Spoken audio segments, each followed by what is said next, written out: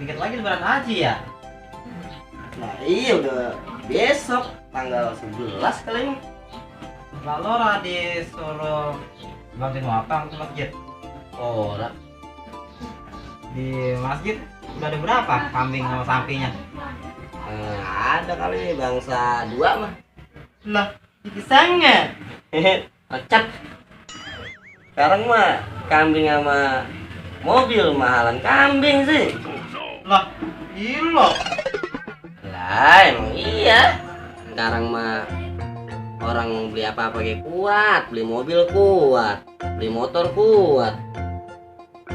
Nah, orang kuat beli kambing, orang mahalan kambing. Padahal mau buat korban kan buat cari pahala kan ya.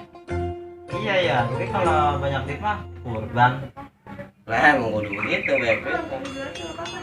Ongkoin awas lu berdua. Iya. Kayak aslinya aja. Orang mah hari Minggu lesiran. Taman Limo rame no. Panas.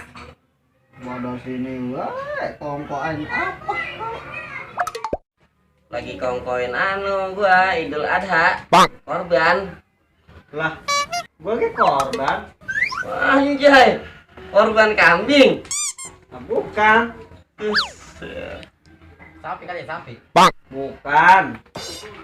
Korban apa lu? Korban perasaan gua.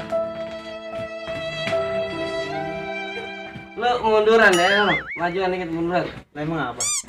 Jember.